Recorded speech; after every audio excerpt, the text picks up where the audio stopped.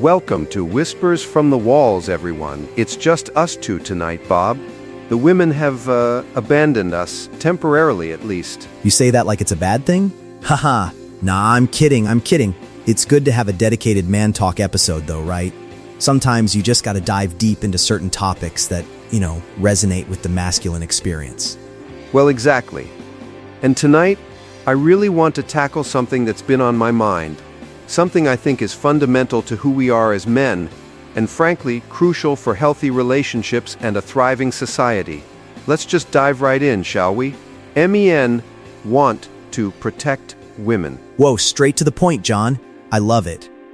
And honestly, it feels like such a natural statement, yet in today's world it can feel almost controversial, or at least complicated to say out loud without 1,000 caveats. Right? But think about it from a purely evolutionary standpoint, Bob. There's no chance your lineage or mine would have even made it into the present day if our ancestors did not prioritize protecting women and children. It's literally woven into our survival. That's such a basic, undeniable truth, isn't it? Like, for a species to continue, the vulnerable members, especially those who carry and birth the next generation, have to be protected. It's not rocket science, it's just like foundational biology. Exactly. The masculine urge to love, protect, and devote to his feminine counterpart, it's therefore ingrained into nature. Clearly, any society, tribe, or clan that did not protect its women and children, well, they simply went extinct. They didn't pass on their genes. It's the ultimate natural selection filter. I imagine this will be self-evident to many, like you said, but for others, it might still feel a bit controversial, especially with all the cultural shifts we've seen. It's like we've been told to suppress that instinct, or at least question it deeply. Absolutely. And I know in the past, when I was trying to be seen as a nice guy, that classic trap, I may not have felt that strong urge to step in with my partners. Or maybe I felt it, but I actively suppressed it. Oh man, you're hitting close to home there. I remember that phase. It's like you're walking on eggshells, right? You're afraid that if you step up, if you try to be protective, it would be seen as too alpha or domineering. You didn't want to seem like you were trying to control her because, she was a strong, independent woman who didn't need no man. 100%. It was this classic people-pleasing behavior, Myself and so many men I knew were trained in this culturally, and honestly, looking back, it led to women cheating on me, leaving me, disrespecting me. And it's a brutal lesson to learn, isn't it? Because at the time, you're thinking you're doing the right thing, being progressive, being respectful of her independence. But what you're actually doing is neglecting something primal within yourself, and within her too, perhaps. That's it. And I don't blame them looking back, in a sense. Sure, we had no idea what the heck we were doing emotionally or relationally, we were young, but fundamentally their primal needs were not being met, and that's a huge problem. You can't expect a relationship to thrive when those deep, ingrained needs are ignored. It's true. It's like trying to build a house on sand. You can put all the modern decor you want inside, but if the foundation isn't solid, it's just not going to stand. And this protective instinct, it really feels like a foundational element of the masculine-feminine dynamic. Absolutely. Flash forward to the modern era, the culture wars, and I find so many men who are playing this out in an even more grotesque way. They're actively not wanting to step in and protect their woman, physically, emotionally, or psychologically. It's a real retreat from responsibility, isn't it? And it's often justified with this veneer of respecting her autonomy, but it just feels like an excuse for not stepping up to the plate. It's a convenient way to avoid the sometimes difficult, sometimes dangerous act of protection. Precisely. And here's the crucial distinction I think we need to make really clear. Women don't need protecting because they are weak. That's a huge misconception that gets thrown around. They deserve it because of how valuable they are. Yes, that's the core of it, John. It's not about their fragility, it's about their inherent worth and their irreplaceable role in humanity. It's a completely different frame of mind, isn't it? One is condescending, the other is reverent. Exactly. To be clear, women literally birthed the human race.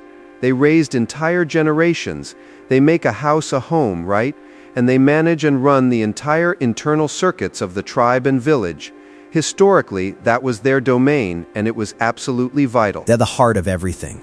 And if the heart isn't guarded, if it's not cherished and supported, then the whole body falters. It's so fundamental to societal health, it really is. When you start thinking about it in those terms, it makes so much more sense. So, to not protect, love, devote, and serve this incredibly valuable, life-giving force as a strong masculine being is frankly insanity. It's cultural virology that makes a civilization weak, makes it susceptible to collapse.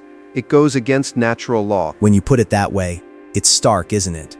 It's not just about individual relationships failing, it's about a broader societal decline when these fundamental dynamics are abandoned. We're literally eroding the foundations of healthy communities. That's what I truly believe. And it's why it's so refreshing to see so many women now owning their desire for this, to soften and claim their femininity in its full power. They're realizing that strength doesn't mean being hard all the time, it means embracing their natural role and the support that comes with it. I've noticed that too. There's a real shift happening, a kind of reevaluation of what true empowerment looks like. It's not about being like a man, it's about being fully, gloriously feminine and recognizing the power and beauty in that, which naturally invites protection. Exactly, because they thrive in these conditions. I've seen so many clients, women whose lives are filled with achievement and stress, fundamentally transform in their relationships within this dynamic. When they feel truly protected, truly cherished, their stress levels plummet, and they flourish in other areas of their lives too. It makes perfect sense. If you feel safe, secure, and valued, you're free to relax, to create, to connect. It takes a huge mental load off, doesn't it? Knowing someone's got your back, metaphorically and literally. It's a beautiful dynamic when you own it. It's not about one being superior to the other. It's about complementary strengths. It's natural law. It's symbiosis. Symbiosis is the perfect word, John. We're designed to complement each other, to rely on each other's unique strengths for mutual benefit and for the good of the whole. When we try to fight that, we're really just fighting ourselves and our own nature. And for men, truly embracing that protective role isn't about being controlling. It's about being a pillar of strength, a secure base. It's about creating an environment where the woman in your life can truly blossom without having to constantly be on guard or fend for herself. It's a gift, really. A gift to her, a gift to the relationship, and frankly, a gift to ourselves as men. Because it allows us to step into a deeply fulfilling, ancient, and powerful aspect of our masculinity that has been, for too long, demonized or misunderstood. Absolutely. It brings a profound sense of purpose, a grounding. When you know you are providing that secure, protective space, there's a quiet strength that comes with it. It's not about being loud or domineering, it's about being reliable and steadfast. And I think a lot of men are craving that clear role, that sense of being needed and valued for their strength, not just their niceness or their ability to earn money. It's about something deeper, something innate. Precisely. This isn't about going back to some archaic, unequal system. It's about recognizing inherent differences and leveraging them for a stronger, more harmonious whole. It's about masculine strength meeting feminine grace and creating something truly beautiful and powerful together. It's a dance, isn't it? A natural, symbiotic dance.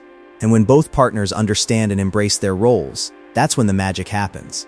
That's when you see relationships truly thrive and individuals reach their full potential. Couldn't agree more, Bob. It's a call to men to re-embrace that protective instinct, not out of a sense of control, but out of a deep reverence for the incredible value of women.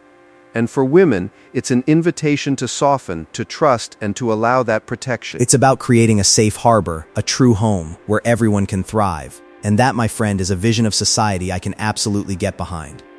What a powerful conversation today, John. Absolutely, Bob. Thank you for joining me on this deep dive. And to all our listeners out there, think about this, ponder it, and observe the natural world around you. You'll see these dynamics everywhere. Until next time, keep those whispers from the walls flowing. We'll catch you then.